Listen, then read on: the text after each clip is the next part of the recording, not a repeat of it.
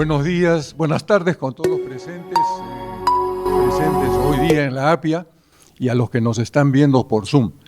Hoy día, 15 de diciembre del 2025, tenemos una exposición del doctor Juan Chávez Cosío.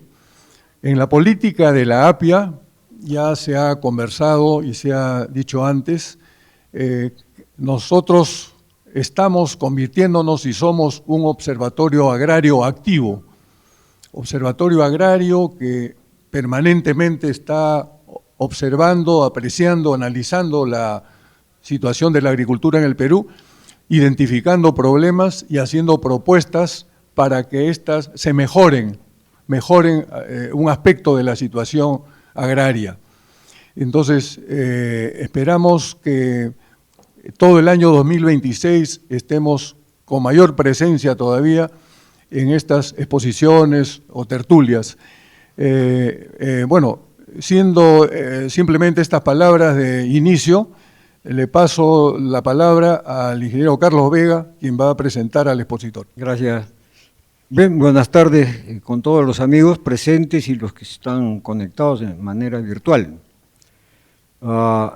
En esta oportunidad vamos a desarrollar la quinta tertulia que estamos organizando en el APIA, que está vinculado al tema de los profesionales agrarios, su rol de gestores o articuladores del desarrollo de la pequeña agricultura, ¿no? Entonces es un tema bastante amplio. Solamente quiero agregar que no se trata de arribar a conclusiones formales, etcétera, sino conversar, identificar cuáles son la situación, los problemas que puede haber, cómo mejorar estas cosas. Y en esta oportunidad tenemos como ponente al ingeniero Juan Francisco Chávez Cosío, lo conoce mucho, él es magíster en ciencias, tiene amplia experiencia en el sector público y privado, ¿no? En diferentes campos de la extensión agraria, la investigación, y además, como parte del objetivo del evento, tiene vasta experiencia como docente de la Universidad Agraria de La Molina. Entonces ahí nos tienen muchos comentarios, muchos insumos que nos puede proporcionar respecto a la formación de los profesionales del agro, ¿no? Entonces es un tema importante. Entonces Juan Chávez ha aceptado amablemente a compartir sus experiencias, conocimientos, y después entraremos en una conversación de otro. Seguidamente intervendrá nuestro amigo también el doctor Juan Ricci Carbone, primer vicepresidente del APIA, donde va a complementar la situación y va a añadir algunos aspectos vinculados al tema, y de ahí para adelante abrimos el debate, las preguntas, comentarios, aportes, sugerencias, y yo como moderador simplemente voy a tratar de que nadie se exceda en los tiempos para poder cumplir los objetivos que nos hemos trazado. Entonces, ya sin ánimo de restar más tiempo a lo que es el debate mismo, la tertulia del evento, yo invitaría al doctor Juan Chávez y al doctor Juan Ricci para que se acerquen a la mesa y ellos ya empiecen a desarrollar el evento. ¿Ok? Un tema bastante interesante y coyuntural, porque no hace mucho se ha aprobado el reglamento de los digamos, proveedores de extensión a nivel nacional. Y lógicamente con la base de una ley que fue dada hace 5 años casi, y el reglamento ya está listo. Bien, la referencia que hace Carlos sobre el tema de lo que tengo, digamos, de trabajo en la universidad, y con la universidad, pues uno en el día a día, especialmente en las universidades públicas, uno vive, ¿no?, la problemática de la enseñanza, la investigación y la extensión. Tengo varias transparencias, pero voy a pasarlas muy rápidamente. Quiero fijar algunas cosas para después que la discusión pueda ser, digamos, relevante. Adelante. Acá unas palabritas, unos mensajes. Sucede que en el Perú mucho se habla de que hay un sistema y se dice que el ente rector está en la entidad. De mi conocimiento de sistemas, para mí los sistemas no pueden tener entes rectores. Y después el tema de qué hacer y cómo hacerlo. Muchas veces pensamos primero en cómo hacerlo sin haber decidido sobre el tema de qué hacer. Y en problemas complejos muchas veces queremos encontrar soluciones también complejas. Y quiero agradecer a Smart GPT 5.1 que me ha ayudado a elaborar este documento. Respondiendo al protocolo desarrollado por Juan Risi y por Carlos Vega, me he tratado de ceñir a él para no salirme del camino.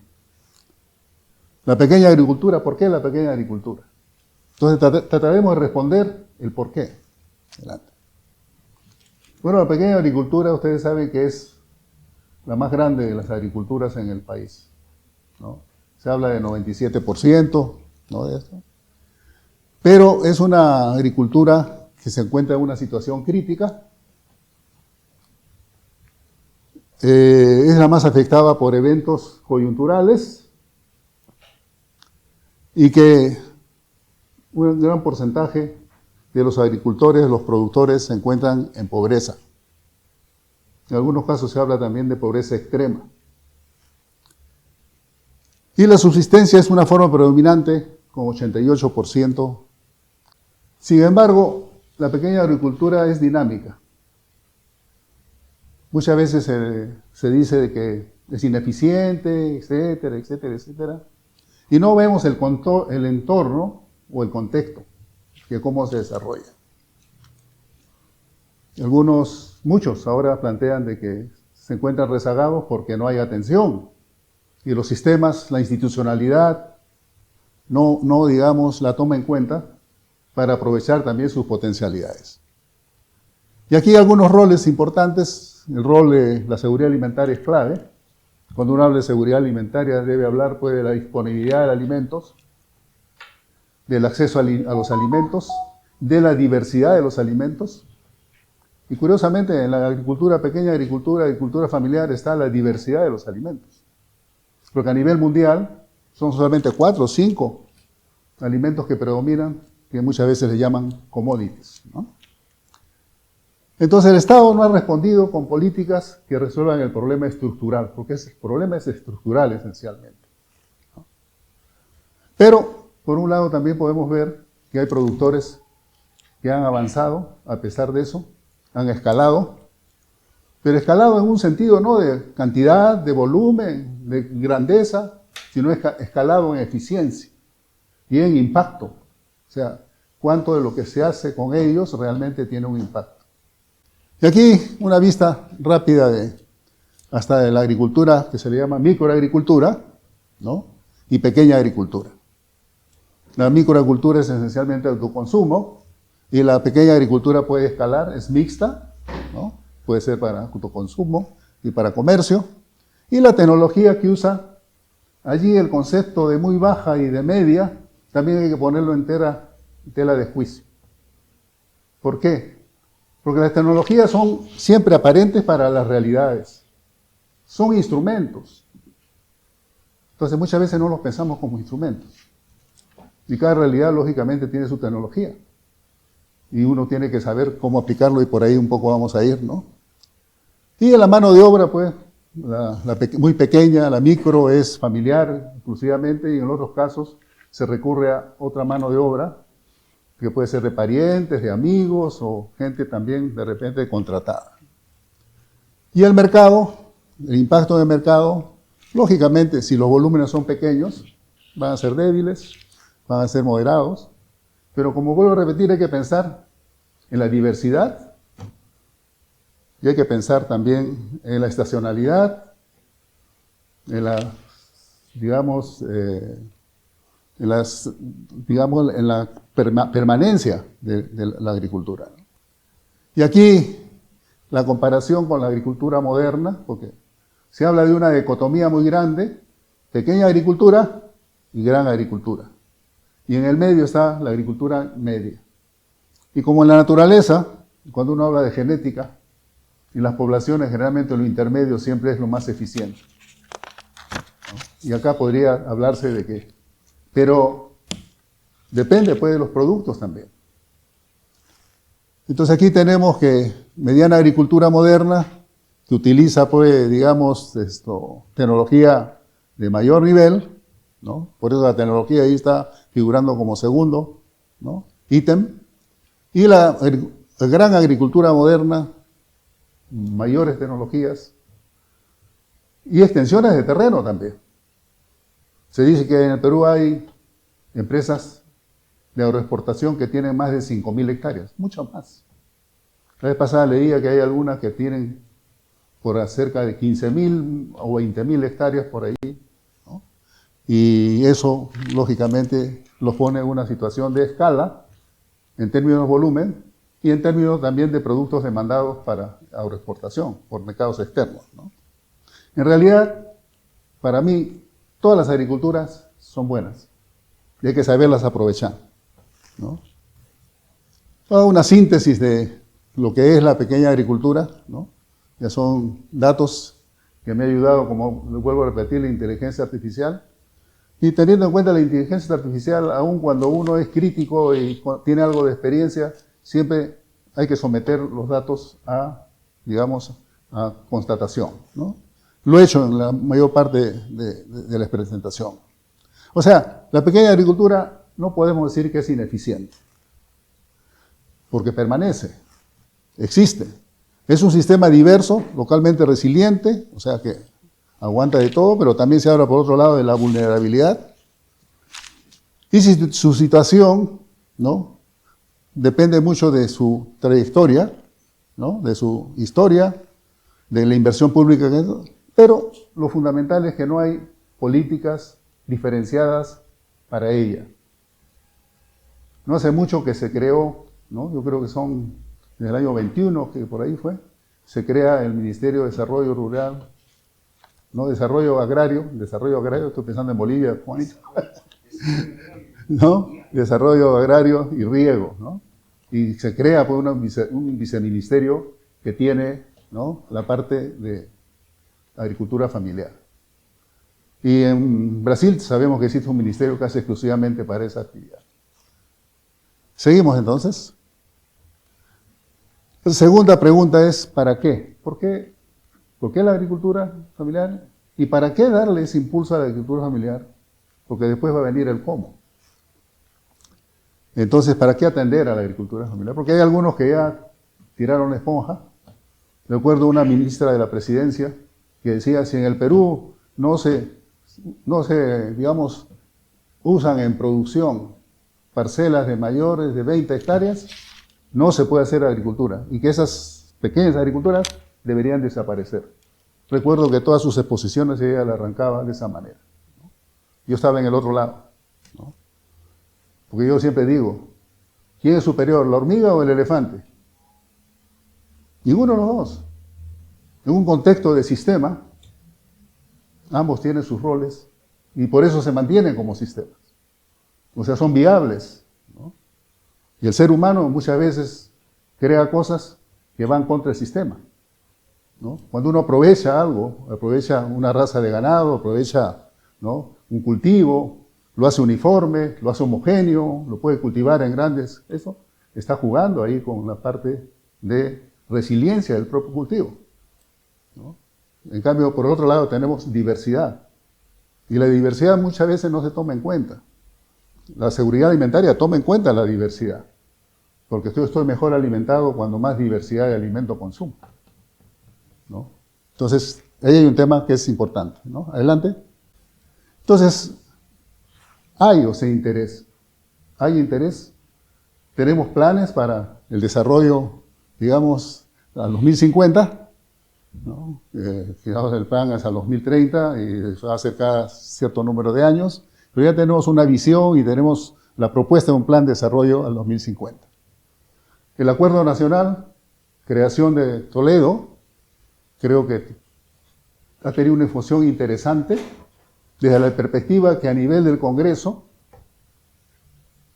los asuntos de política ni se tocan. Se tocan los asuntos de leyes, pero los asuntos de política no. Y casualmente en esa, digamos, representatividad nacional, debían tomarse más en cuenta el asunto de las políticas, ¿no?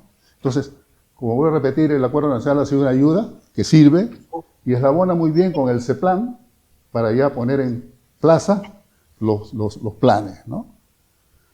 Entonces hay un plan de desarrollo nacional al 2050, pero si uno quiere encontrar allí información, indicadores para la pequeña agricultura, no la va a encontrar. Entonces acá se ha hecho un análisis, que se lo ha hecho la inteligencia artificial, para identificar nexos que habría entre lo que propone este plan con la agricultura familiar. Adelante. Entonces se ubican allí los objetivos del plan, ligados, o sea, a la agricultura familiar por, digamos, correspondencia con lo que se está pensando para la agricultura de manera general, ¿no? Entonces, un punto importante en toda actividad productiva es aprovechar de manera racional el territorio. En este caso, la gestión sostenible del territorio es clave, porque si desaparecen las oportunidades o los recursos que ofrece un territorio, no podemos avanzar nada más, ¿no? Podemos tener dinero de repente para comprar algo, pero vamos al mercado y no lo podemos encontrar. Uno se podría poner hasta en ese lugar. Siguiente. Una economía competitiva sostenible, que es lo que se busca también. O sea, aún cuando es una pequeña agricultura, el componente económico, al igual como está representado en los Objetivos de Desarrollo Sostenible, es un elemento importante. Ya no tan importante como antes, ¿no? Porque antes de los años 80 se hablaba solamente de medir competitividad en función de dinero. Ahora se mide competitividad en función de dinero, la parte social, impacto social y impacto sobre medio ambiente, ¿no? Y el tema importantísimo, que muchas veces en el Perú lo soslayamos, el tema de desarrollo, el objetivo de desarrollo pleno en las capacidades humanas. Al final somos nosotros los actores, los individuos. Ya no piensa uno en esa dicotomía que había, ¿no? Se hablaba antes de socialismo, que propulsaba el colectivismo, digamos el colectivismo, y por otro lado se hablaba de capitalismo que promovía, ¿no?, la individualidad y promovía, ¿no? Y creo que las dos cosas, un poco esa dicotomía en la actual realidad, creo que debe tender a desaparecer. Porque yo creo que a la hora de tomar decisiones, uno puede tomar en un momento coyuntural una decisión que pueda ser llamada altamente, digamos, social. Y en otras circunstancias, altamente capitalista o liberal. Entonces yo creo que eso ya creo que en la lógica y en el análisis debe tenerse más en cuenta, ¿no? Para no etiquetar a las personas en uno u otro grupo y ser un poquito más democrático con las capacidades humanas que no vienen a ser demasiado, digamos, fijas o restrictivas. Entonces, la manera reversible de evitar la pobreza es cuando uno genera competencias en las personas, ¿no? Casi la mayor parte de programas de ayuda a nivel internacional tienen ese componente.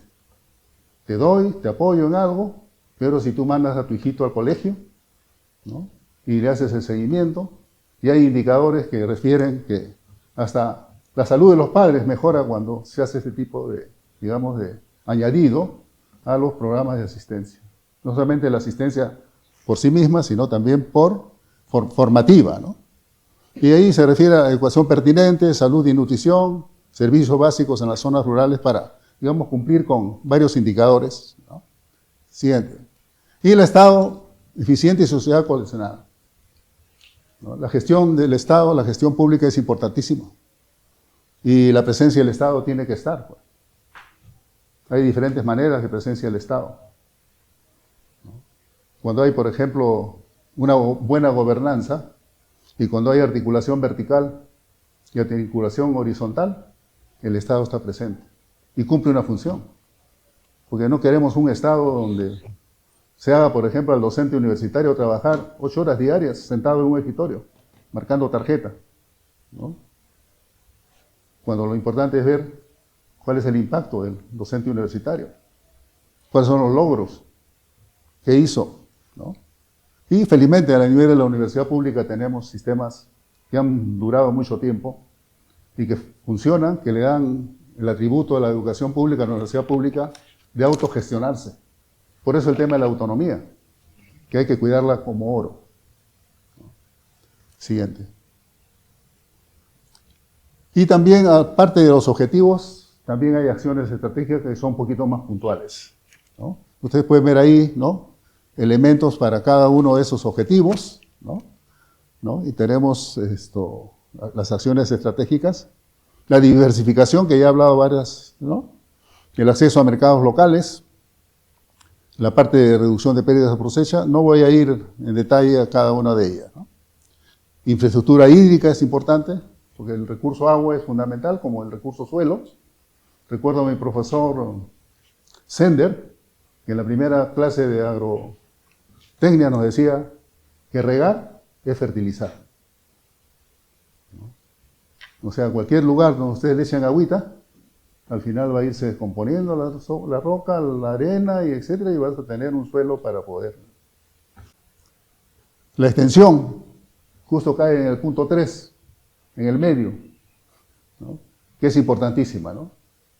Pero es una caja de Pandora, es un escenario a veces oscuro, y hay propuestas y propuestas, ¿no?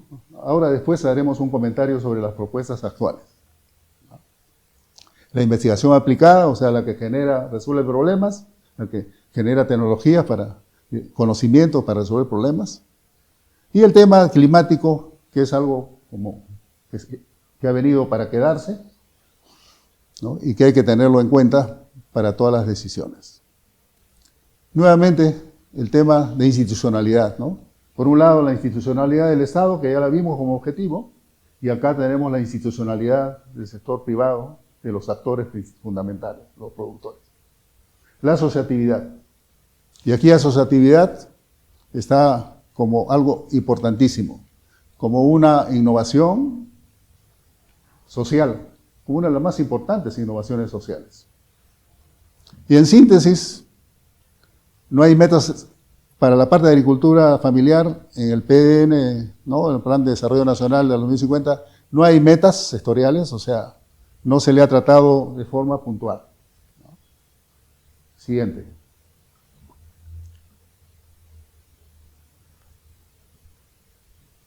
Y en el Perú, hablando ya de la agricultura familiar, más allá del plan de, digamos, al 2050, hay iniciativas directamente con la agricultura familiar. La primera fue el 2019 al 2021, pero fue una iniciativa, digamos, un poco tibia, ¿no?, basada en un plan estratégico que se hizo y se trató de cumplir con lo que allí estaba definido. Sin embargo, el del 2025 al 2027, que casualmente hoy día es el último día para dar opinión sobre este PLANAF al 2027, hoy día 15 de diciembre, ¿no? Es más amplio, más técnico, se ha tomado con mayor detalle, hay metas bien definidas, ¿no? Se ha sido muy detallista en el diagnóstico, aunque algunos planificadores, acá está mi amigo Alberto Valcárcel, dicen, más allá de los diagnósticos tiene que haber, digamos, la parte de línea de base.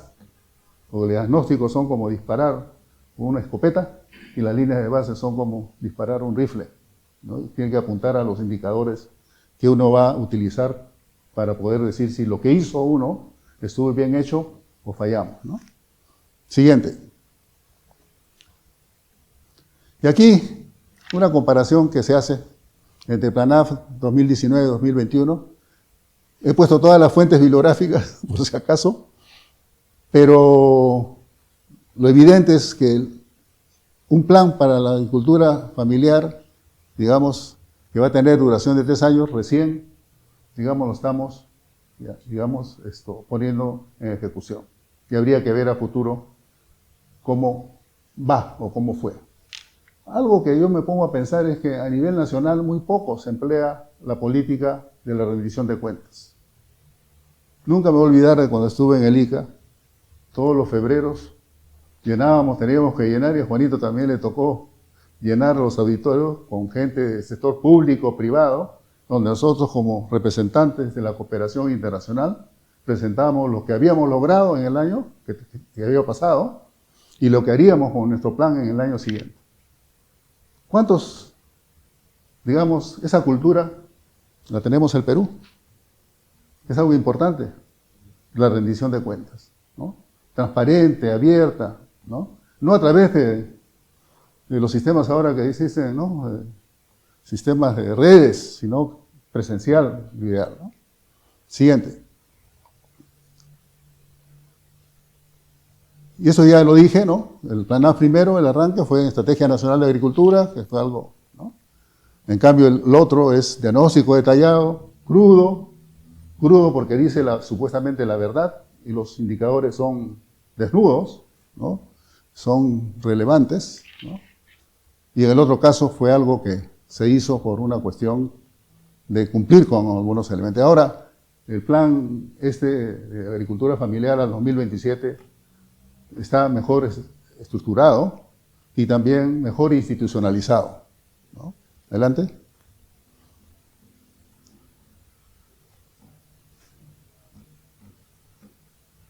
Acá se habla algo de los objetivos, el marco de referencia, los ejes, ¿no?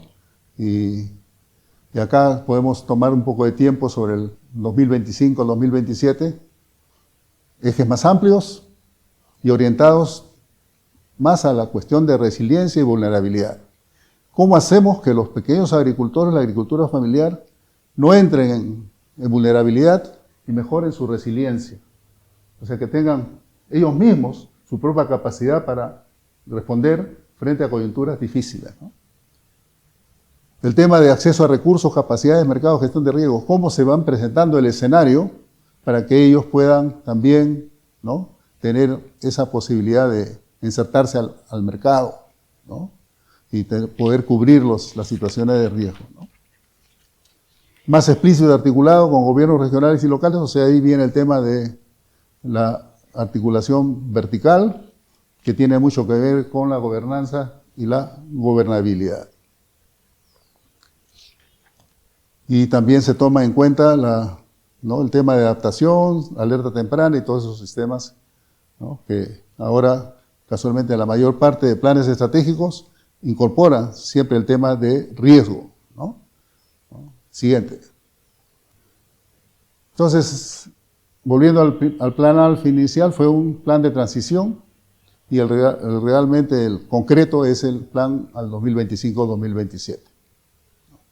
Ahí está el tema de la visión y representatividad institucional, etcétera, en el de 2027, que es relevante, ¿no? Diagnóstico más profundo, enfoque en vulnerabilidad estructural, mayor ambición institucional y acciones más operativas y medibles. Adelante. Y ahora viene el cómo, que para mí es lo más importante. Ya sabemos el qué, cuál es el sujeto, y ahora el cómo. Adelante. Y aquí vienen muchas propuestas y avenidas, ¿no? Siguiente. Una primera pregunta que me planteé es, ¿qué deben hacer los pequeños productores agrarios para mantener sus condiciones productivas y de vida o para escalar en la productividad de sus emprendimientos bajo un enfoque de mercado? ¿Qué deben hacer? Entonces, el pequeño productor debería mantener condiciones productivas y de vida dignas. O sea, producción y dignidad con bienestar, creo que son fundamentales, ¿no? Y ahí el tema de la escala, que ya les hablé también. Escalar no significa mayores volúmenes necesariamente. Uno puede escalar tecnológicamente en eficiencia, etcétera, etcétera, ¿no?, con una, digamos, empresa pequeña o con un emprendimiento pequeño. Siempre me acuerdo yo ¿no?, de la Ibérica de Arequipa. En los años 90 viene la globalización, casi todas las empresas grandes se venden y la Ibérica se mantuvo con su pequeña producción. Recién ahora está escalando más y está diversificando. Pero hay ejemplos de eso, varios de esos, ¿no? Ahora, ¿a quién le fue mejor? Cuando uno dice mejor, uno tiene que tener en consideración no solamente el dinero. ¿Cuándo soy mejor yo? Soy mejor cuando tengo una identidad, vivo una realidad, tengo un propósito de vida y tengo definido un futuro. Y nosotros que ya tenemos, varios de nosotros, más de 70 años, podemos mirar hacia atrás y decir que le hicimos, que logramos bastante. ¿Qué sucedió? ¿Cómo le hicimos? Ahí viene el tema, ¿no? Nosotros transcurrimos, el que habla es uno de los docentes que ha tenido mayor licencia sin goce de haber en la Universidad Agraria de La Molina. Porque estuve en el INIE, estuve en el Consejo de Vigilancia, estuve en el ICA, y etcétera, etcétera. Pero aprendí mucho en esa trayectoria. Y casualmente en el futuro de la universidad pública debía valorarse las oportunidades que tienen los docentes para poder acceder a otros escenarios y después nutrir a su universidad con lo que uno aprende fuera. Esa es la experiencia que yo he tenido, ¿no? Entonces, la vida digna, asegurar su base, sigan más. La base de los recursos, nuevamente, ¿no? El tema del agua, la biodiversidad, somos un país megadiverso, ¿no? Y a veces da pena cómo se maltrata la biodiversidad, cuando uno ve cómo se destruyen los ríos en la selva, ¿no? Y la cosa sigue andando, ¿no? Entonces, el tema es de que en estos asuntos de ambiente se llega a situaciones en que en algunos casos ya no hay vuelta atrás, ¿no? Los pasivos ambientales son importantísimos. Más allá de los bonos de carbono que uno puede recibir, porque también los bonos de carbono responden a una propuesta de política internacional, ¿no? Y muchas veces más hablamos en los países subdesarrollados o en desarrollo de la adaptación, más que la mitigación. Cuando debimos tener la mitigación como un elemento importante para que ya no se contamine. Porque la adaptación también va por el lado que se contamine, pero nosotros vamos a hacer el esfuerzo de adaptarnos y vamos a hacer el esfuerzo para cubrir y mantener el asunto hasta que ya no habría marcha atrás, como les vuelvo a repetir, ¿no? Y fortalecer la organización, ¿no? Ya ahí está lo que había referido sobre, es la innovación social más poderosa que existe. Todos lo sabemos. Siguiente. La diversificación como elemento para reducir riesgos y la diversificación para avanzar también más adelante, ¿no? Cuando hablamos del ganado criollo en la sierra, por ejemplo, de Perú. El ganado criollo es una fuente de genes que están ligados a la adaptación, a la adaptabilidad, ¿no? Y esa diversidad debe aprovecharse, no se aprovecha como debe, y así existe también por la parte de los cultivos. Muchas veces empleamos tecnologías de avanzada, donde penetramos en el genoma de los animales y las plantas, sin haber analizado suficientemente la diversidad que existe en esos genomas. Ese es otro punto importante. Por asuntos de sobrevivencia o de resolver problemas, a veces nosotros vamos por vías que, bueno, sería que se trabajen de manera racional y adecuada, pero a veces también se exceden en esas vías, ¿no? De los servicios básicos, o sea, que los productores tengan agua, desagüe, electricidad, etcétera, y también educación para sus hijos, escuelas, etcétera, caminos, conectividad es importantísimo. Seguimos. Atrás. Y hay otro tema es la innovación apropiada. Ya referí de que de acuerdo a la coyuntura, de acuerdo a la circunstancia, al entorno, las tecnologías pueden o no ser apropiadas. Y muchas veces recurrimos a tecnologías que son inapropiadas para una determinada realidad y el hecho de utilizarla nos da lugar a que al final las comunidades en esa localidad se empobrezcan más que antes de incorporar alguna tecnología, ¿no? Porque mucho se habla del paquete tecnológico, ¿no? del paquete tecnológico, cuando a mí me enseñaron de que las alternativas tecnológicas son las que uno tiene que juzgar para ver cuál uno va a utilizar en una determinada realidad y cuándo uno va a poder con creatividad combinar diferentes alternativas para resolver un problema, ¿no?, que uno ni siquiera se le esperaba resolverlo por una determinada vía, ¿no? Siguiente. El tema también de los productores. Muchas veces se ve a los productores como, ¿no?, personas de que hay que ayudarlas y muchas veces que deben aceptar lo que nosotros les llevamos, ¿no? Y pocas veces hacemos ese tipo de relación para entender la realidad, la cultura, ¿no?, aprovechar los saberes locales y también contribuir al desarrollo. O sea, al final tenemos que desarrollar un trabajo de acompañamiento, ¿no? El profesional agrario dice aquí, por ejemplo, debe ser más un apoyo que protagonista principal. Quien enseña, no es quien enseña, sino quien co-crea con el productor. Cuando aprendí algo de investigación participativa, casualmente nos dijeron, la diferencia es de que uno puede hacer trabajo, parcelas de campo, en los campos de los productores. Uno puede hacer investigación en los campos de los productores. Lo importante es hacer investigación con los productores.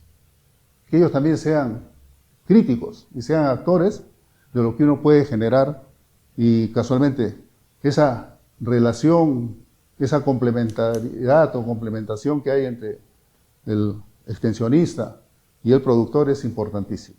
Por eso se habla acá de la palabra co-creación. Y el tema de los commodities, ¿no?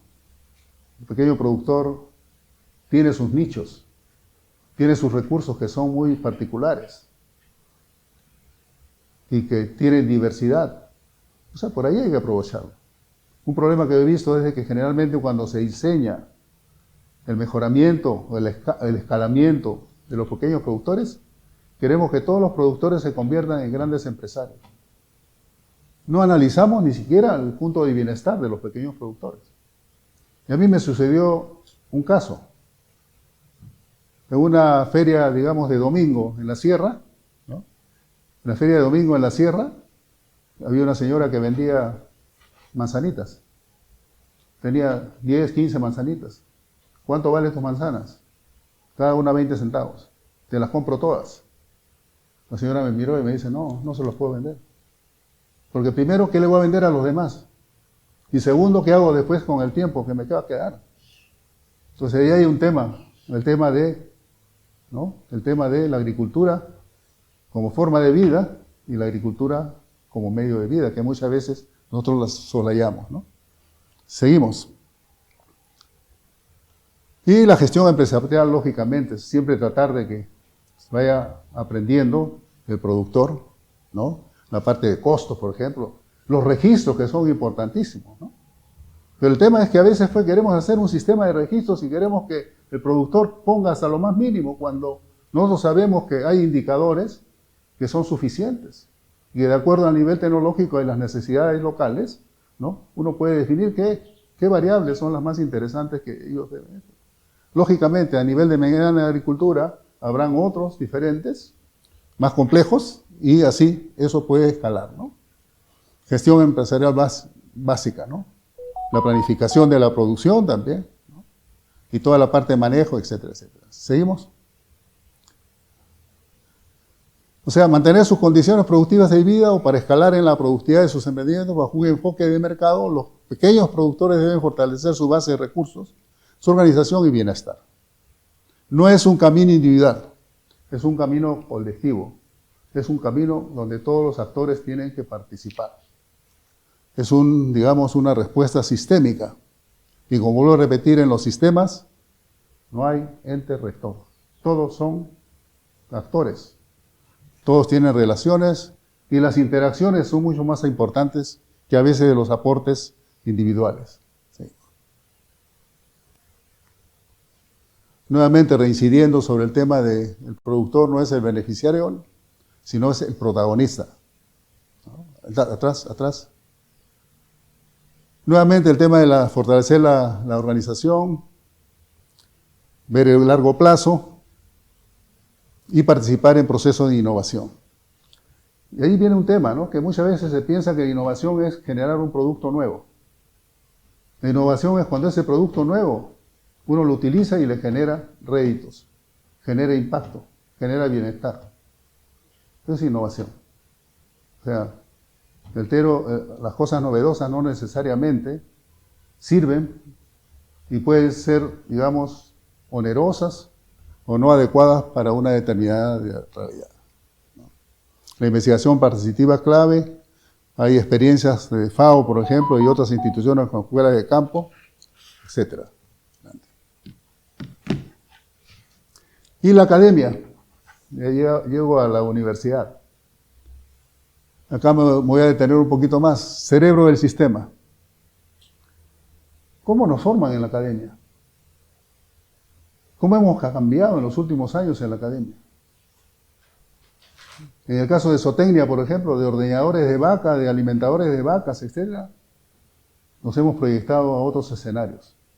Ahora ya no hablamos de habilidades, digamos, específicas o relacionadas con la carrera en sí, sino hablamos de habilidades blandas. O sea, no ver solamente el árbol, sino ver el bosque. Comportarnos, actuar, tener competencia para actuar de manera corporativa en grupos y lograr, ¿no?, resolver los problemas de esa manera con creatividad. Entonces, la formación profesional se está innovando, se ha innovado, por lo menos en la Universidad Agraria La Molina, y estamos incorporando varios elementos que no necesariamente son todos los que están allí, pero que tienden a mejorar nuestra competencia para apoyar la gestión territorial y la generación de impacto en desarrollo.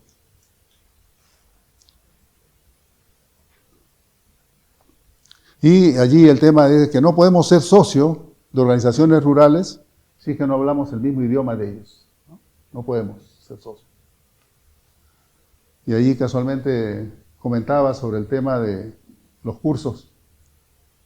Nosotros en zootecnia hemos creado el curso de políticas y normatividad. Creamos ese curso casualmente para que los alumnos, al terminar la carrera, pudieran salir a su medio de trabajo y poder interaccionar con los científicos sociales, con antropólogos, sociólogos, economistas, etcétera, y poder realmente plantear soluciones, ¿no?, de manera conjuntas, no como, digamos, recomendadores o propositores de algunas alternativas, sino para su mejor trabajo con los propios productores. Adelante. Siguiente. Entonces, la academia debe vincularse de manera sostenida con el territorio rural. La pregunta es, ¿la ley universitaria permite que la academia se vincule con el medio rural? No. La ley universitaria dice que en las universidades públicas, o en las universidades en general, debe haber un rector, un vicerrectorado académico y, si quiere la universidad, un vicerrectorado de investigación. No hay un vicerrectorado de extensión y proyección social, no hay. Y siempre digo el tema de las patas, ¿no? O sea, mínimo para tener estabilidad tenemos que tener un trípode, o sea, 3 patas, y eso no está sucediendo. La posibilidad de que los estudiantes lleguen al campo es muy baja, ¿no? Ya no es como antes, cuando la Universidad Agraria de La Molina era una universidad, digamos, nacional, ¿no? Y al margen de la connotación nacional tenía, digamos, injerencia en muchos asuntos a nivel nacional. Ahora la estrategia, lógicamente, tiene que cambiar. Entonces, el tema viene por el lado de la vinculación con el territorio rural. Y casualmente este tema de estaciones experimentales vivas se refieren a cultivos, crianzas, esencialmente. La Universidad Agraria tiene, ¿no?, los programas de investigación y proyección social, en los cuales ocurre, ¿no?, la enseñanza, ocurre la investigación y ocurre también la transferencia tecnológica y pasantías a, digamos, productores o cualquier persona que quisiera, digamos, recibir, digamos, capacitación de parte de la universidad. Se recomienda también, dentro de este vínculo, prácticas en comunidades, investigación participativa, que también ya he referido, y las pasantías que acabo de mencionar en las instalaciones. Todo eso se hace. Y los programas de investigación y proyección social casualmente son escenarios de esa conjunción, donde el trato y la interacción entre docentes, estudiantes y terceros es muy horizontal. Sin embargo, la ley universitaria tampoco los toma en consideración. No figura. ¿No? Hay otras formas de organización, digamos, de la investigación, algunas buenas, ¿no? Pero casualmente lo anterior y que era práctico y que era, digamos, rendía impacto, también se debería mantener. Siguiente. Entonces, los técnicos deben actuar como articuladores del sistema, pero en una posición de apoyo. No deben articular como activos, como elementos indispensables. Y ahí pongo como ejemplo algunas mesas de concertación de cadenas productivas o cadenas de valor, donde el presidente de la mesa es un funcionario público. Yo creo que máximo debíamos aceptar de que la Secretaría y el apoyo inicial para la consolidación de una cadena a través de una mesa de concertación debía ser un funcionario público. Pero la presidencia siempre debe recaer en el sector privado, en los actores. O le llaman los eslabones, ¿no? Que todo se pone de acuerdo y al final elige. O sea, en los inicios yo creo que el apoyo debe ser, ¿no?, bastante significativo, pero tenemos que dejar que la cadena y la mesa de concertación opere de manera autónoma también con el tiempo. Siempre debemos pensar que son sistemas y cuando nosotros queremos crear un ente rector que esté en todo, al final el ente rector está en nada. Y cuando uno habla de un sistema de extensión, menor todavía, porque un sistema entran todos entran. Y aquí tenemos productores, ONGs, etcétera, y otros más, ¿no? Adelante. La innovación apropiada, ya hemos referido de que la innovación, el instrumento tecnológico, es como su nombre lo dice, es un instrumento y que debemos saber utilizarlo en el momento adecuado y para lo que la coyuntura, ¿no?, que pueda, digamos, generar algún efecto de impacto positivo, ¿no? Siguiente. Entonces queremos facilitadores que acompañen procesos y también el tema de las empresas, ¿no? Siempre existe la dicotomía, una dicotomía perversa entre los pequeños productores que tienen intereses, entre comillas, macro, que van en contrapelo de las empresas. Y a veces también hay empresarios que toman esa posición. Malo. Todos deben ser articulados. Recuerdo cuando se creaban las mesas de concertación, casualmente por iniciativa del ICA, o sea, el ICA hizo una gestión interesante a nivel nacional y a nivel, digamos, del hemisferio, con las mesas de concertación y con las cadenas. Parece que ahora no están con la misma intensidad que había en los años 2000, ¿no? Pero casualmente fue interesante. Y me di cuenta yo de que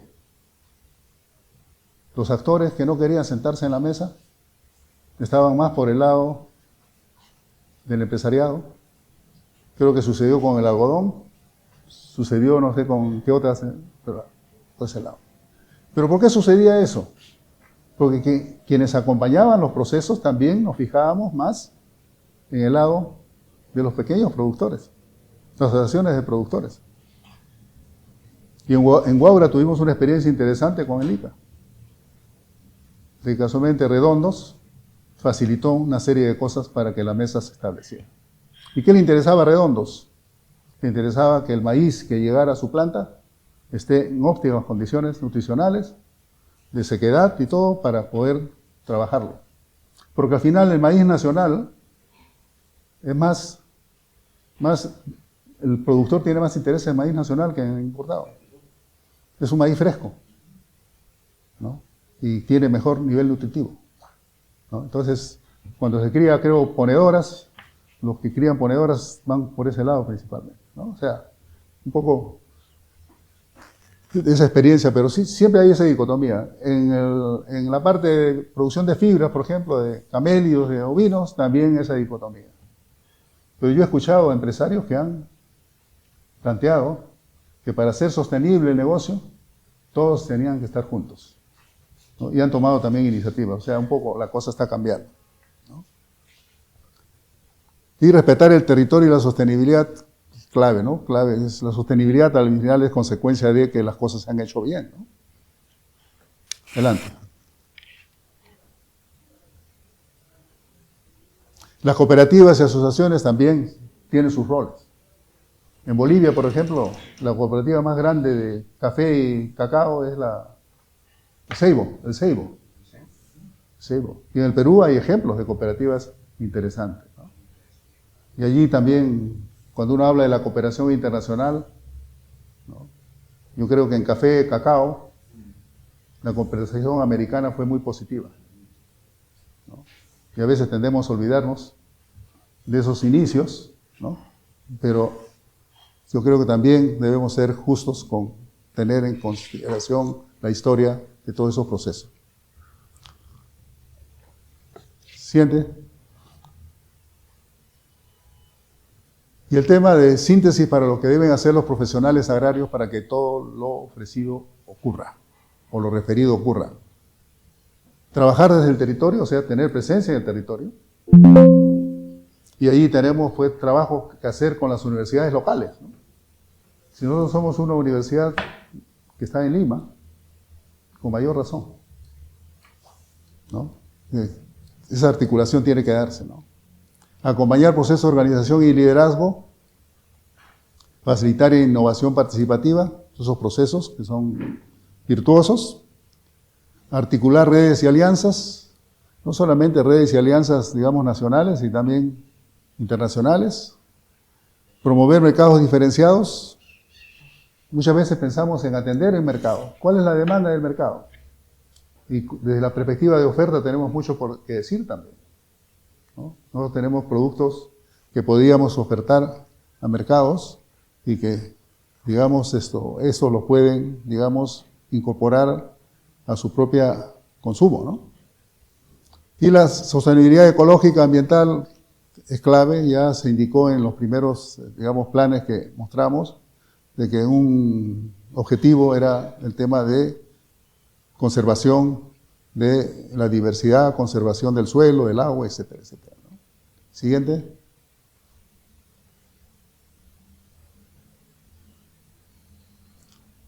Y ser siempre socios permanentes de los productores. Solamente vamos a ser socios permanentes cuando estamos en relación con ellos, ¿no? No consultores temporales, ni, digamos, de proyectos, ¿sí? Etcétera. Ya vamos a terminar. Adelante.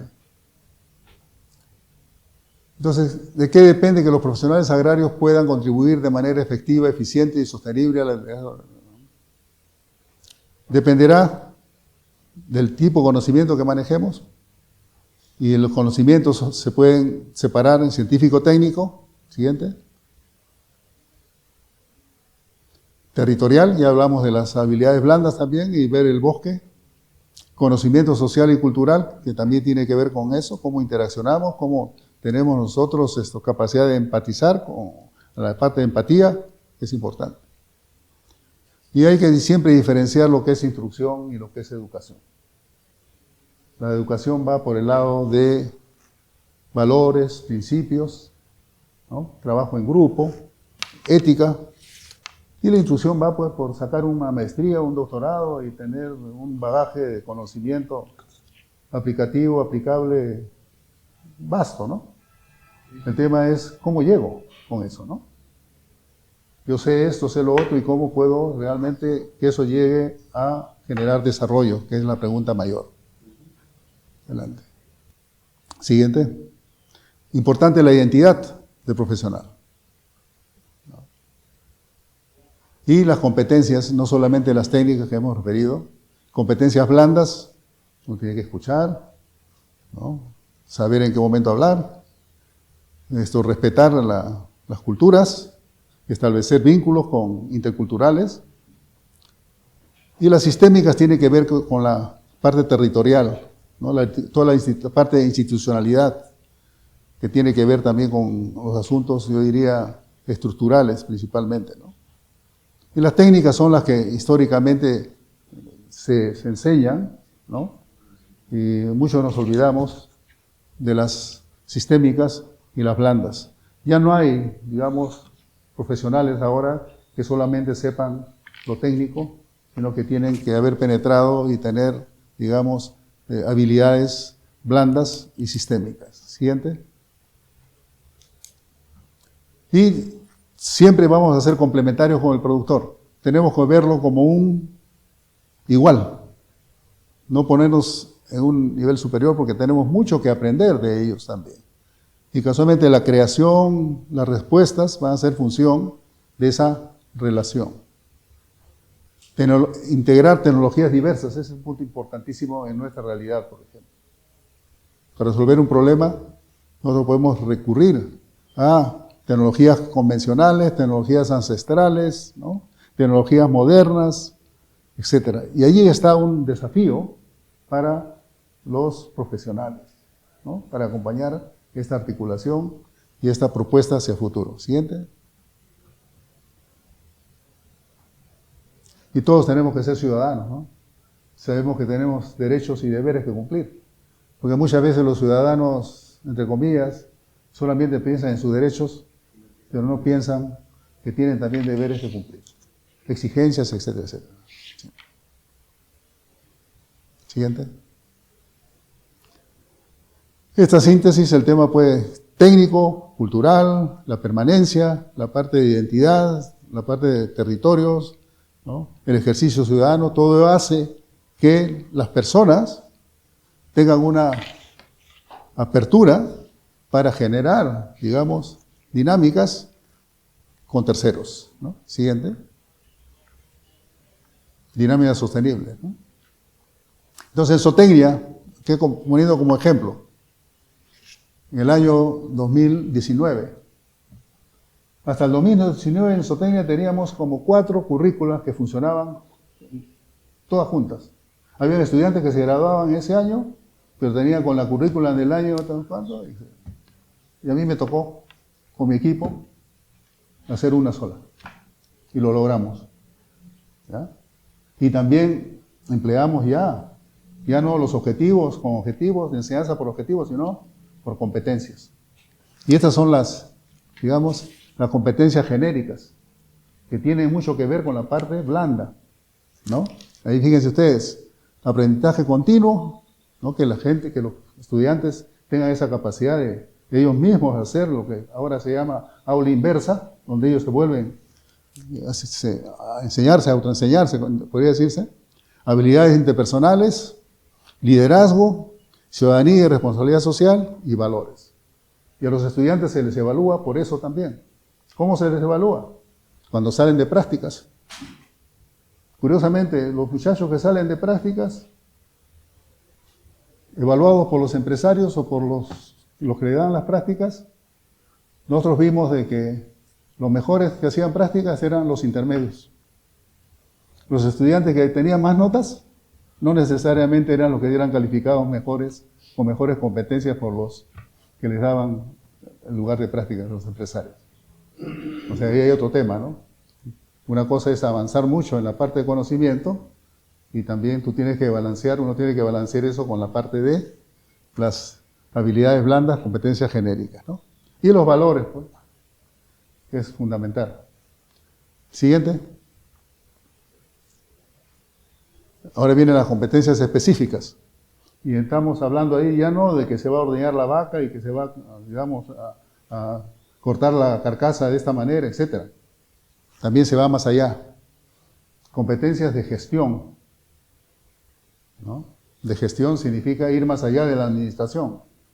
Buscar caminos para cortar y para cumplir con los objetivos, ¿no? Gestiona sistemas de producción animal, de producción de pastos y forrajes, hablando del recurso fundamental para la ganadería en el país. Siguiente. Organizaciones y proyectos vinculados al sector ganadero, gestiona organizaciones, o sea, tener capacidad para trabajar como gerente, ¿no? Etcétera. Investigación y gestiona proyectos de extensión, o sea, poder trabajar en el ámbito de la extensión, aun cuando el tema del vínculo, digamos, de entidades públicas con la academia no está muy bien, digamos, ¿no? explicitado en la ley de servicios de extensión. No está, podría haber sido mejor. Siguiente. Y acá está el tema, ¿no? El servicio de extensión, la nueva ley. Cuando uno lee el objeto de la ley y la finalidad, importante el objeto es para qué sirve la ley y la finalidad, por qué lo hago y qué quiero lograr en términos de impacto, ¿no? Y también está el reglamento, ese fue del año, este es el reglamento, ¿no? Este es el reglamento. Y después el de la ley es la siguiente. Esta es la ley, ¿no? Esta es la ley, ¿no? El objeto y la finalidad, ¿no?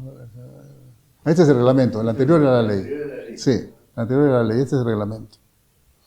Entonces es un reglamento bastante amplio y la tarea que tendría el INIA para, digamos, hacer seguimiento y cumplimiento de este reglamento va a ser muy ardua. Siguiente. Y aquí para hablar también porque todo está bien, un sistema todo está vinculado con todo, como desde las instituciones de la APIA, ¿no?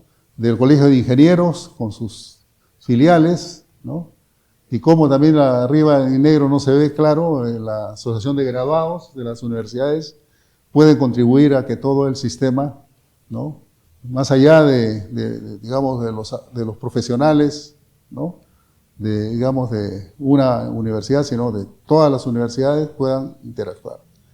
Lo que se aprecia es de que a nivel de campo, ni los empresarios conocen bien las competencias que requieren, o en qué carreras están las competencias que ellos buscan, y por otro lado también de la oferta, nosotros no tenemos muchas universidades bien claras las competencias de nuestros profesionales. Siguiente.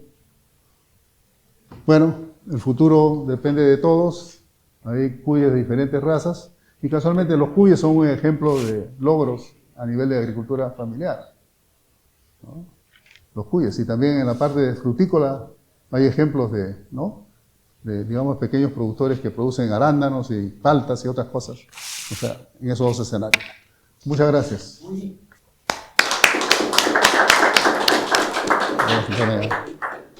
Bien, ahora nuestro panelista, el doctor Rizzi, por favor, acá. Ya. Yo me retiro momentáneamente. Listo. Muchas gracias. Juan, vente para acá. Siéntate acá. Los Juanes, nos toca ahora a nosotros, a los Juanes. Acá. Ahora somos el dúo Los Juanes. Bueno, realmente, Juan, agradezco tu presentación, te felicito, realmente muy completa. Toca muchas aristas y es muy provocadora también para discutir, y además creo que nos deja varios temas pendientes acá a la APIA, ¿no? Porque creo que para las próximas tertulias. Quiero empezar por el tema de los ciudadanos, realmente, que lo tocaste al final. Pucha, a mí eso es un tema que yo siempre digo, los ciudadanos nos dejamos llevar para un lado y para otro como queremos, ¿no? Y en el sector agrario yo lo veo así, ¿no? En el sector agrario siempre digo yo, la representatividad de los productores es bajísima. Entonces va cualquier dirigente que dice que es dirigente a reclamar a nombre de los productores y realmente está reclamando lo que él necesita y está reclamando. Me ha tocado a mí, director general de promoción agraria. Tú has hablado de algodón, has hablado de qué más, de aves, ¿no? De maíz. Y pucha, en el caso de algodón, por ejemplo, los que representaban a los productores de algodón eran los intermediarios. Y en el caso de arroz, lo mismo. Entonces, cuando eran los molinos los que habilitaban al productor de arroz, y cuando el precio se caía, le decía, bueno, es culpa del gobierno, pues hagan algo. Entonces los soltaban ahí como jauría a los productores de arroz a que bloquearan las carreteras y todo lo demás. Y yo le decía a los productores de arroz, oye, ¿por qué ustedes no hacen sentir sus necesidades? ¿Por qué tienen que recurrir a gente que no los representa? En el caso de papa, cuando fue este tema de la compra de papa a un sol, pucha, los dirigentes de papa que vinieron no eran productores de papa. Y eso me tocó a mí verlo directamente de viceministro. Entonces, yo creo que el tema de habilidades blandas, el tema de que se le forme al profesional en el campo para que sea un co-creador, y tú lo pusiste muy claro, Calidad. es importantísimo. Porque es el profesional el que tiene que llegar a decir al agricultor y defiéndanse. No se queden pues parados. Y ustedes tienen muchas virtudes, o sea, es la otra, ¿no? Uno a veces sale de la universidad y ya se cree dueño del mundo, ¿no? Y se encuentra pues que el saber ancestral es valiosísimo, ¿no? Y hay una cosa muy dramática de este tema, y es que como muchos productores o mucha producción, ¿no? Y Juan lo ha mencionado muy claro, está pues sujeta y está, digamos, agobiada por el tema del mercado, ¿no? El tema del cambio climático. Entonces muchos jóvenes todo lo vemos, muchos jóvenes están yendo al campo y están yendo a la ciudad. ¿Y vienen a la ciudad qué? A estudiar, muchos estudian sistemas, y ahora además, ¿no? Hay varias universidades chicha que además todavía participan en la política, y ese es otro tema, no me quiero salir del tema, ¿no? Y regalan títulos, ¿no? Entonces, ¿qué es lo que pasa? Estos jóvenes dejan el campo. Y lo que es así para mí dramático es que la cadena de transmisión del saber ancestral se está cortando. O sea, el saber ancestral no es un saber que está registrado, ni es un saber que está, digamos, escrito en ningún documento, se transmite de padres a hijos. El señor que está en el campo lo aprendió de su padre, y el padre lo aprendió del abuelo, y el abuelo del bisabuelo, y al irse el hijo se cortó esa cadena que tiene mucho valor de muchas cosas. Sobre todo de cómo aprovechar la biodiversidad. Porque, digamos, tú vas a algún sitio de productores biodiversos y te dicen, por ejemplo, y yo lo vi, por ejemplo, en Huancayo, este maíz de Pariahuanca marroncito sirve y se le da a las mujeres cuando han dado a luz o cuando están gestando. Analizas y ese maíz tiene más alto contenido de fierro que otros maíces. O sea, no hay mucho, pero tiene más fierro que los otros. Ahora, ¿acaso ellos hicieron un análisis de laboratorio? No, eso fue prueba y error. O sea, dale a comer el blanquito. No resulta. Se murió. Dale a comer hasta que comió el marroncito y resultó. Entonces, es producto de una prueba de error y una transmisión de años que lo estamos perdiendo, ¿no? Y ahí creo que es muy importante, digamos, recuperar esto. Ahora, tú dijiste que el sistema no lo dirige nadie, y yo concuerdo contigo, el sistema debe moverse por sí solo. Pero aquí, Juan, cuando yo estuve jefe de línea, ¿no? En ese momento el ministro que era Ismael Benavides me dijo, le habían dado capacidad, y lo digo como capacidades legislativas al Ejecutivo, me llamó y me dijo, ¿qué necesita línea? Y le dije, necesitamos una norma legal que regule el Sistema Nacional de Innovación Agraria. Y salió el 1060, que dice, el INIE es el ente rector. Ahora, en las exposiciones que yo siempre hacía, le decía, este es el Sistema Nacional de Innovación Agraria. Debería de moverse en forma natural. Pero hasta que se mueva en forma natural tiene que haber alguien que lo haga moverse. Porque el Sistema Nacional de Innovación Agraria, yo lo veía así, o sea, digamos, mi concepto era que era como un motor, ¿ya? Pero el motor estaba, la culata tirada por allá, el monobloc por acá, el eje de levas por ahí, los pistones por otro lado, y había que hacerlo andar. Hasta que andara, ¿no? Se necesitaba alguien que lo echara a andar. Una vez que ande, bueno, ya eso tiene que ser manejado como todo lo productivo tiene que ser manejado por los privados. Y no la empresa, ojo, sino tienen que ser los gremios de productores verdaderamente organizados. Y mucha gente te dice, oye, mira cómo hacen en Chile. Pero yo digo, no mires a Chile, mira a Colombia. Porque en Colombia hay la producción de cafetero, el gremio, la Federación Nacional de Cafeteros, los palmicultores, los cañeros. Hay hasta la Federación Ganadera, la FEDEGAN. Ya. Y cuando yo era director general de promoción agraria, padecimos para sacar unos lineamientos estratégicos para la ganadería nacional. Y es más, cuando ya estaban listos, que lo sacó, nadie se atrevía a sacarlos, y no estoy diciendo que yo era el valiente, sino como la Dirección General de Promoción Agraria se entendía con los gremios, tuvimos el reglamento listo. Te decía, lineamientos estratégicos para un plan de la ganadería nacional. Y entonces cuando ya estaba listo, el director de planificación me dijo, oye, ¿por qué has hecho eso si a mí me corresponde? Y le dije, porque a mí me lo encargaron, o sea, sí, pero tú no puedes sacar ese documento. Ya estaba escrito, ¿ah? Le dije, bueno, no lo saco, pues de un cajón y lo meto en un cajón y se acabó. Y encárgate tú de ver qué haces con eso. ¿No? Entonces, voy a que... Y voy a Colombia en el año estaba haciendo una consultoría y me reúno con FEDEGAN, ¿no? Que además, acá, ¿qué gremio de ganaderos había? Había de Bravo Bustíos, ¿no? No estoy diciendo nada, pero Bravo Bustíos no era un ganadero, un camalero, que iba y gritaba al ministerio y todo el mundo le hacía caso. Era pura verdad, ¿no? Y voy a Colombia y voy a FEDEGAN y FEDEGAN tenía un local, ¿no? A todo dar. Y me recibe, porque yo estaba viendo cómo articular el Prociandino que había en ese momento, y estaba viendo cómo estaban organizados los productores, y me recibe de FEDEGAN y me dice, mire, le entrego esto, 2009. Plan ganadero para Colombia hasta el año 2017, escrito por ellos. Entonces, ¿cómo podemos nosotros hacer que ese sector privado, que, ojo, no son las empresas, sino son los productores, se muevan? ¿Cómo podemos hacer que el productor de maíz, el productor de café, el productor ganadero, el único gremio que hay acá fuerte es la Asociación Peruana de Avicultura? Es el único. ¿Pero por qué? Porque la avicultura pues, es el 26% del Producto Bruto Interno Agropecuario.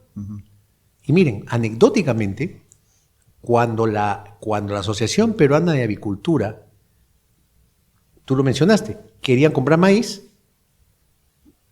no había pues cómo organizar la oferta de maíz. Y ellos organizaron un gremio de maiceros para que le provean el maíz a los avicultores. Porque, obviamente, Juan lo dijo, el maíz local pues, es mucho mejor que el importado porque no es un maíz guardado, es un maíz fresco, no tiene aflatoxinas y no tiene un montón de cosas.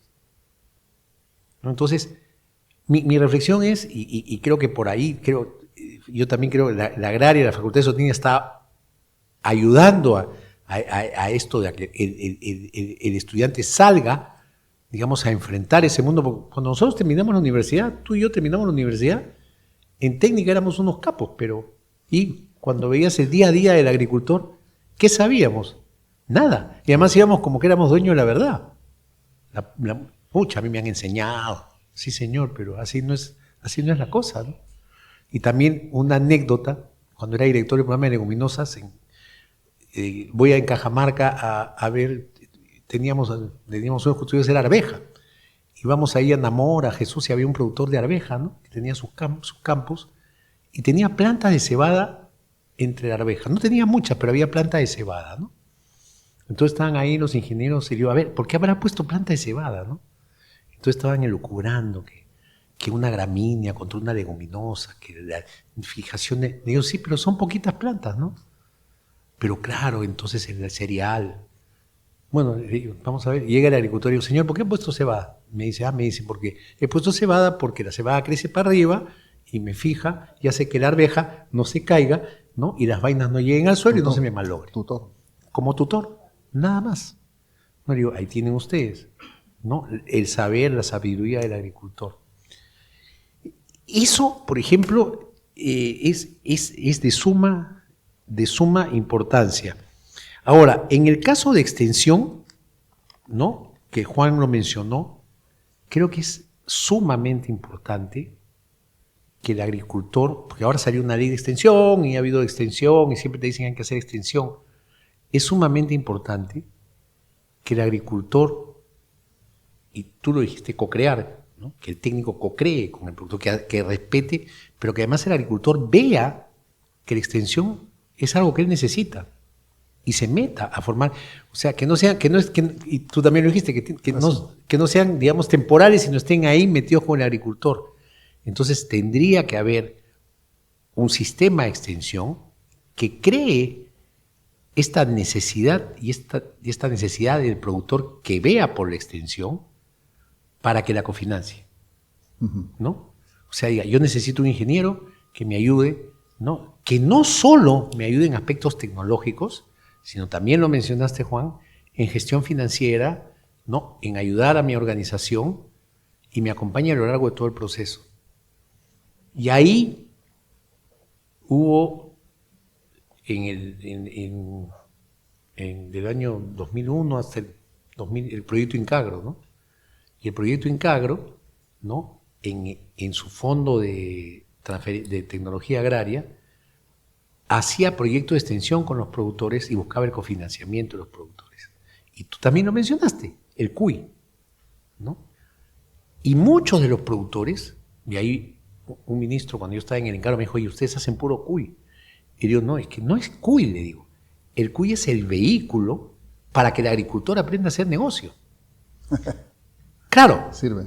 porque era lo que él tenía, lo que tenía más a la mano. Entonces, el agricultor, el productor de cuyes tenía el cuy en su casa, ahí medio en la cocina, que cambiaba ese señor. Y esta es una tecnología que tanto la agraria como la INIA desarrollaron, que es, oye, separa reproductores, haz corrales, no separa, y sí, ya voy a acabar. Y de esta manera, ¿no? En lugar de tener, no sé, pues, un número que vas a tener el triple de cuyes, se va a poder vender y vas a poder hacer negocio. Y así aprendían a hacer negocio y se movían a tipo leche, se movían a papa y a todo lo demás. Ya me están llamando la atención que estoy hablando, y es que yo a veces me dejo llevar por el tema. Retrocedo y para termino con el tema de agricultura familiar, porque con lo que tú comenzaste. ¿No? Y aquí creo que es una tarea que tenemos todos. Tú mencionaste la agricultura familiar, la pequeña, ¿no? Mencionaste agricultura de subsistencia, agricultura familiar, y mencionaste la agricultura... La mediana, la agricultura moderna, la mediana agricultura moderna y la gran agricultura moderna, como 4 agriculturas, ¿no? Y ahí también tenemos que ver cómo, digamos, entramos sobre todo al tema de agricultura familiar, porque lo que se le llama agricultura de subsistencia, en realidad, cuando uno se comienza a analizar la matriz de esa familia que hace agricultura de subsistencia, probablemente muchos de sus ingresos no se deben a la agricultura. Y su problema no sea necesariamente la agricultura, mientras que la agricultura familiar sí es algo que debe ser atacado y debe ser visto porque ahí tú tienes la mano de obra familiar, que es un costo de oportunidad, pero no es un gasto. Entonces es un costo, pero no es un gasto, y ver el costo de oportunidad de esa mano de obra. En fin, da mucho para hablar, Juan, y creo que nos has dejado con una tarea como para 4 o 5 tertulias más de seguir tocando este tema que realmente tenemos que plantear como APIA y tenemos que plantear a los partidos que van a participar en las próximas elecciones qué programas tienen, no solo en agricultura, sino en ayudar y en apoyar a esta agricultura familiar, que tiene muchas cosas, tiene biodiversidad, tiene las características, tiene, ya no quiero, pero son muchos temas que hacen que esa agricultura familiar sea grande, pero no grande monetariamente, sino grande como persona, como tú también lo mencionaste. Y ahí termino porque ya Carlos se está parando y ya me está mirando feo. Gracias. Yo quería comentar un... ¿Se lo digo? Sí, gracias. No. Casualmente, la presentación muestra pues, un sistema complejo, y lo que tú has tocado de la representatividad es importantísimo, porque la institucionalidad es lo que se supone debe estar detrás de todo esto, y tiene que ver también con la gestión pública.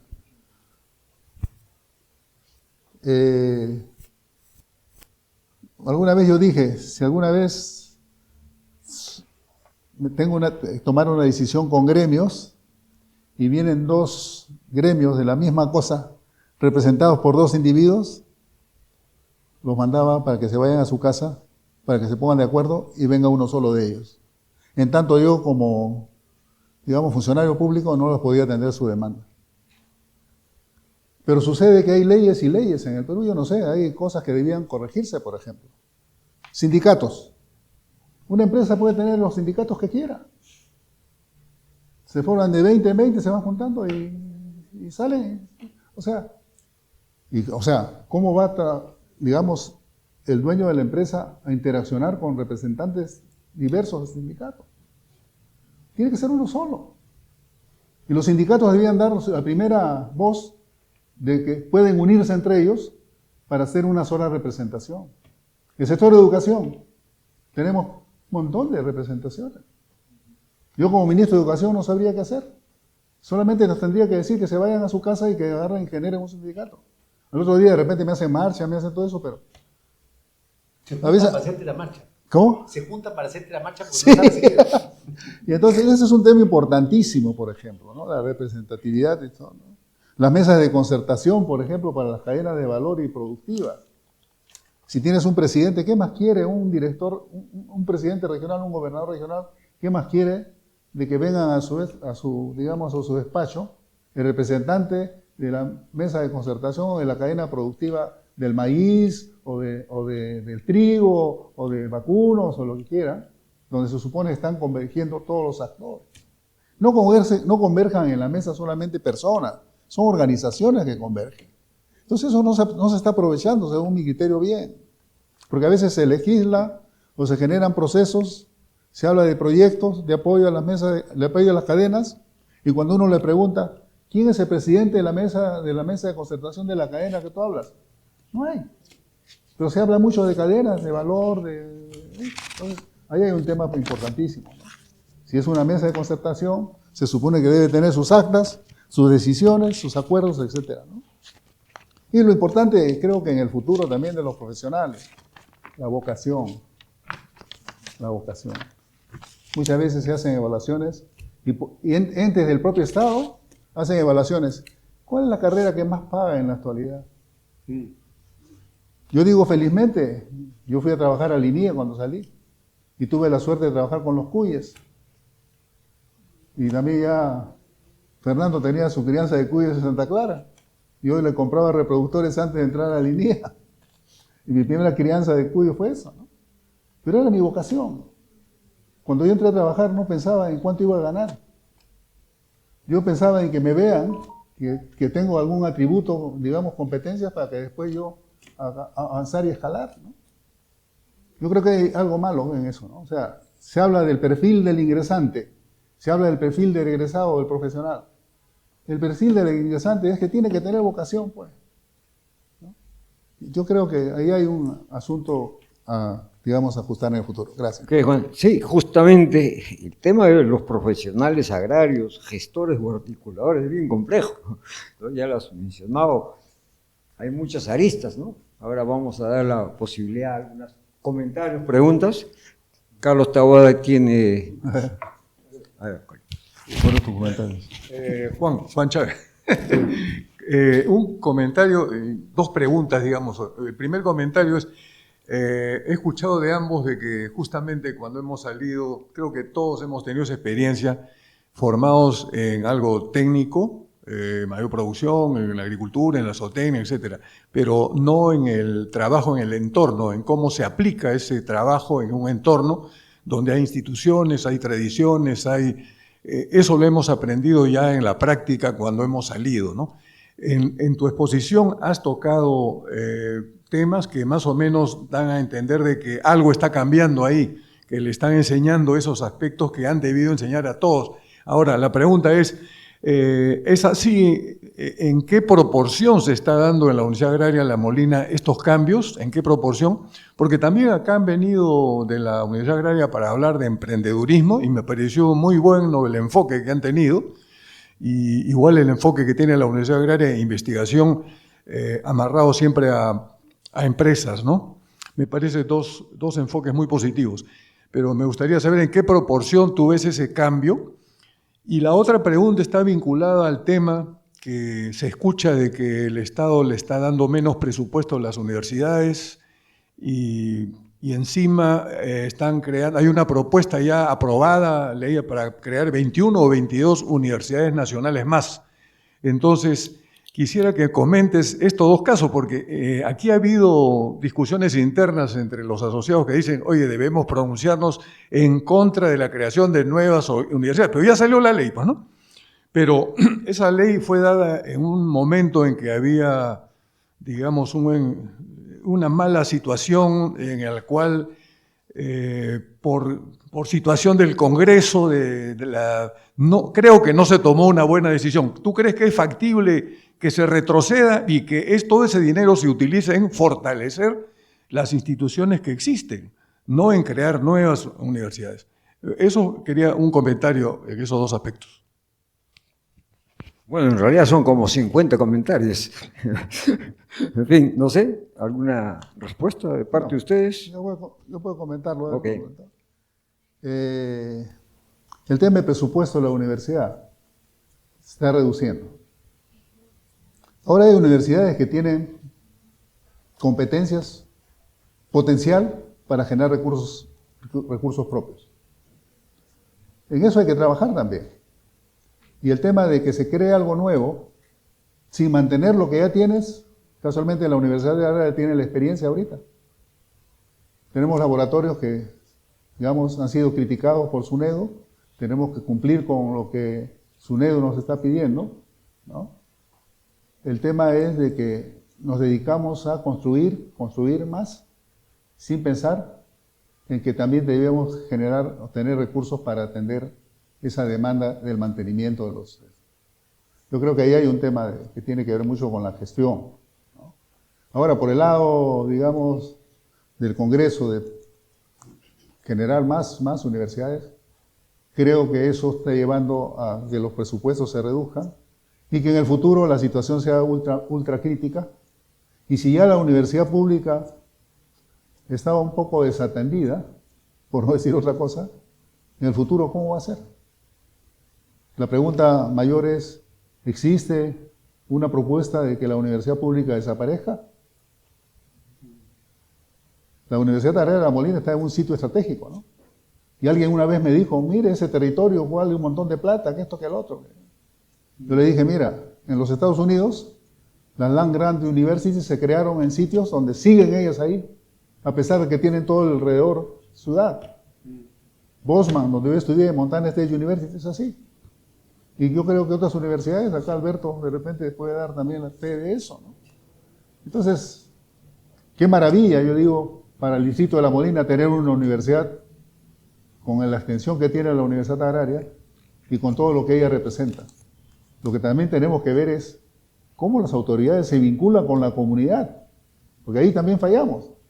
Y eso está en las universidades americanas, su propia comunidad las defiende, para que estén ahí.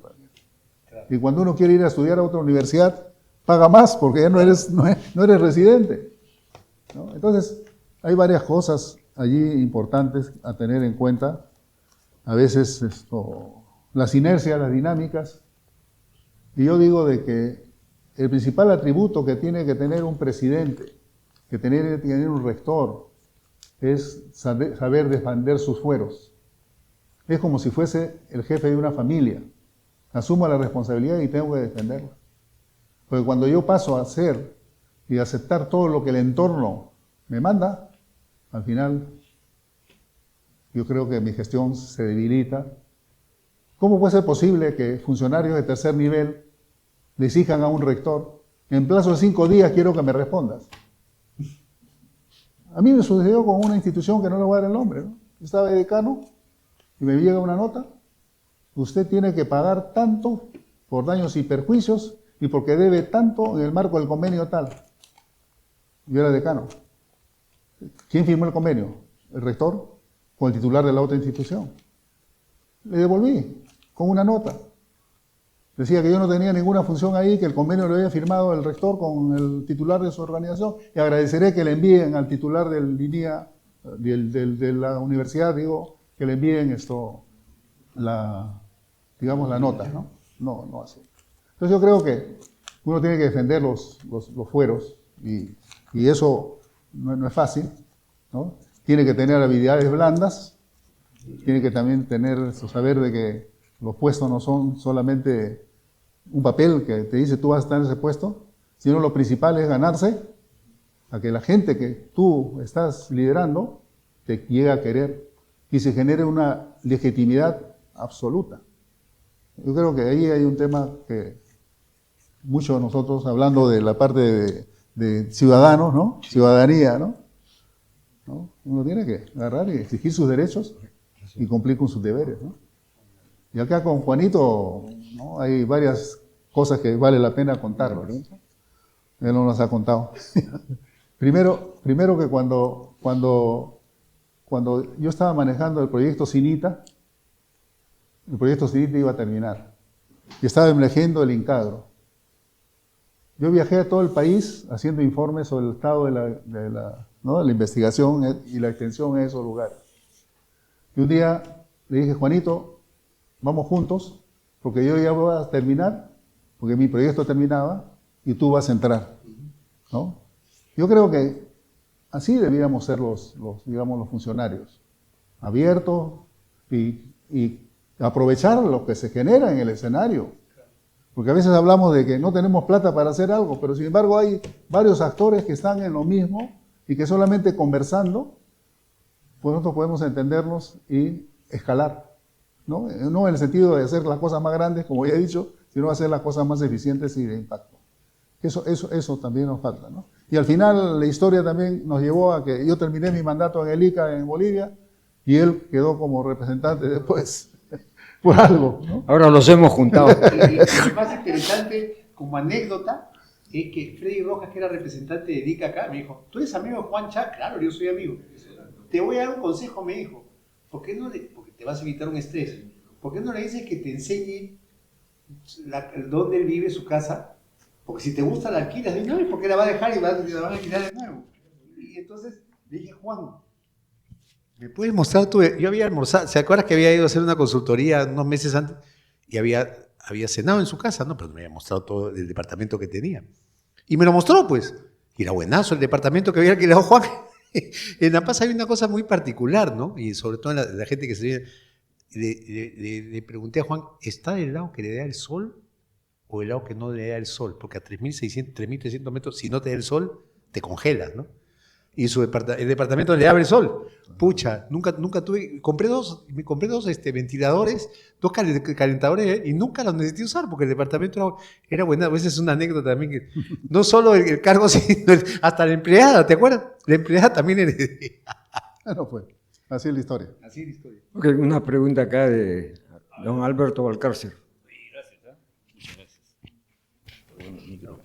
¿Me escuchan? Oh, ya, sí. Gracias. Bueno, primeramente para felicitar a Juan Chávez por su magnífica presentación, excelente, y también los comentarios de Juan Rich. Yo solamente quiero agregar rápidamente un par de conceptos, tal vez 3 o 4 más. Con respecto a lo que es la política agraria, ¿no? Sumando un poco la experiencia que he tenido no solamente en la universidad, sino en varias oficinas públicas, incluyendo la PCM y planeamiento, etc. Yo lo que observo es que ha faltado más agregar en ese tema de políticas agrarias el concepto efectivamente sistémico. Claro, tú lo has mencionado, enfoque sistémico. Pero el concepto de enfoque sistémico tiene un marco legal. Y en general los sistemas públicos en el Perú tienen un marco legal, que ha sido mayormente aprobado por el Congreso de la República o algunos ministerios. Y digo esto porque tiene que ver la política pública agraria con la cabeza del sistema de política agraria que lidera, de acuerdo a la Ley Orgánica del Poder Ejecutivo, que creo está vigente, el Ministerio actualmente de Agricultura, antiguamente, ahora es Infraestructura Agraria y Riego, y creo que le han cambiado de nombre últimamente por Pequeña Agricultura, ¿no? Pero el concepto es igual, la organización es bastante similar al antiguo. Entonces, ¿qué pasa? Que esta política agraria que la formula y la discute el Ministerio de Agricultura tiene actores, factores y procesos, ¿no? Dentro del enfoque sistémico. Entonces, lo que yo he observado así en general en los últimos años es que desde el año 2000, 2001, se trató de llevar a cabo una política de descentralización y se crearon gobiernos regionales y se impulsaron los gobiernos locales. Ese proceso duró hasta el año 2007. Entonces, ¿qué pasó? Que se reforzaron un poco las direcciones regionales agrarias y también en los municipios habían algunas oficinas vinculadas a políticas locales municipales agrarias. Eso se puede revisar en las respectivas leyes, ¿no? Hacia el año ya 2007, 2008, eso cambió y nuevamente se centralizó. En este marco de cosas de esta época, el Ministerio de Economía y Finanzas, rector de la política fiscal y rector del Sistema Nacional de Presupuesto Público, ha ido tomando fuerza. Cuando hablamos de todo este tema de la política agraria, y hemos mencionado el tema del CEPLAN, donde hay un plan hasta el 2050. Entonces, ¿a qué cosa quiero llegar? Quiero llegar a que los gobiernos regionales actualmente y los gobiernos locales prácticamente son convidados de piedra en política agraria. Porque la política agraria actualmente está mayormente concentrada en el Ministerio de Agricultura, bueno, Infraestructura Agraria y Riego, Midagri, creo que es lo más adecuado mencionar. Eso es lo que yo he visto en los últimos años y lo que se puede apreciar. Y por otro lado, el tema de presupuesto público. Esto ya tiene que ver con una experiencia dentro de la universidad. Existe el Sistema Nacional de Presupuesto Público, existe el Sistema Nacional de Inversión Pública, el sistema de capacidades humanas, ¿no? Entonces, todos estos sistemas, las universidades públicas como la Agraria, San Marcos, la UNI y todas las demás, tienen que adecuarse a eso. El Ministerio de Economía y Finanzas, en los últimos 8 años, ha tomado el liderazgo ya en planeamiento, no solamente agrario, en todos los sectores económicos, básicamente, ¿no? ¿Por qué? Porque las normas de ellos, del Ministerio de Economía y Finanzas, están enfocadas en 3 años nomás. No les interesa ni el mediano plazo ni el largo plazo. Entonces, ahí hay un tema que mencionar o añadir a esta presentación, que, vuelvo a repetir, me pareció magnífica, pero se tiene que agregar eso. En el caso de la Universidad Agraria, UNALAM, lo que está pasando ahora es que las autoridades últimas les ha faltado más comunicación política. La comunicación política es hacer conferencias de prensa, hacer presentaciones, etcétera, ¿no?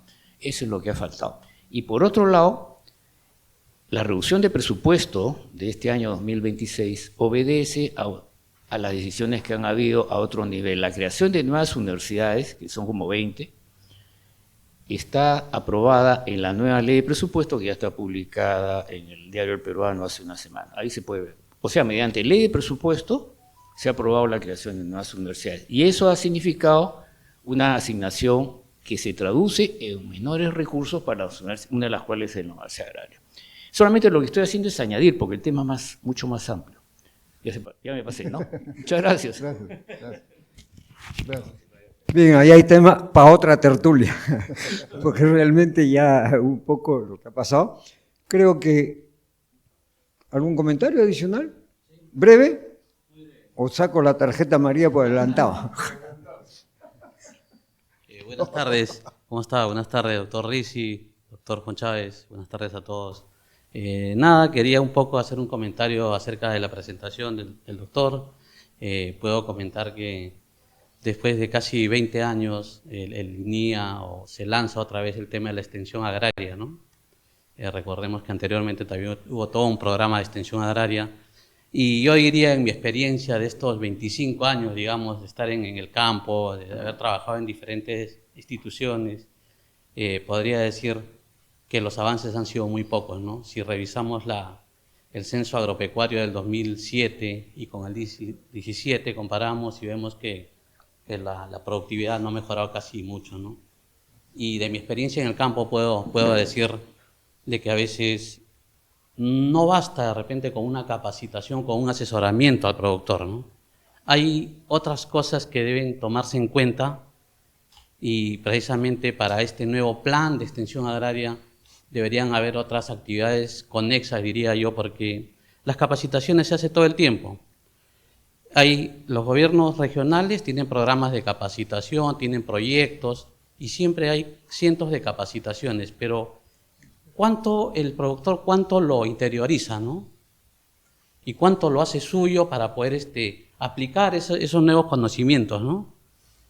Solo como comentario, yo estuve el 2007-2008 trabajando a cargo de una cadena productiva en el Valle del Mantaro y me pasé casi 2 años tratando de convencer a una señora en una cadena productiva de lácteos que cambie sus 10 vacas, su hato de 10, que le dan 2, 3 litros y todo flacas, para que pueda vender eso y comprarse 2 buenas vacas. Y con su media hectárea pueda mantenerlos y producir pues, unos 20 litros de leche. 2 años para convencerla. Pero es así, ¿no? O sea, el productor es muy reacio, ¿no? A veces a esos cambios, ¿no? Entonces, ahora se está listando seguramente un batallón para salir a hacer extensión, pero tal vez faltan otras cosas que deben ir como complemento, ¿no? Tal vez la sensibilización. Gracias. Ok, muchísimas gracias. Creo que hay temas para más y creo que ya te saco la María por adelantado, ¿no? La última intervención. No, la penúltima. Felicitaciones, Juan, exposición interesante. Vincula la universidad con el hecho o la actividad productiva y sus vacíos y sus contradicciones. Normalmente la universidad representa un poder económico, político, social, pero representa. La pregunta subyacente es: ¿a quién representa la agraria? ¿A qué poder? ¿Representa a esos 57% de productores agrarios pobres que explican el 93% de la oferta de alimentos que tenemos? Y en tu diagnóstico, esa es una afirmación bien interesante, ¿no? Y hasta, digamos, extraordinaria. El 57% de los productores más pobres del sector agrario, creo no haberme equivocado, están explicando la oferta alimentaria de casi todo el país.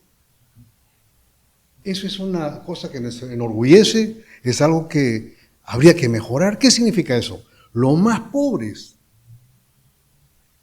tienen una oferta balanceada en el mercado nacional. Increíble. Imagínate el poder que tienen esos 57 productores agrarios con pequeños cambios tecnológicos en su sistema de producción. En su asociación, en tu exposición he visto que con cuidado te has simbrado entre 2 conceptos: asociarse y el cooperativismo. Y ha estado casi ausente la actividad empresarial de pequeño agricultor.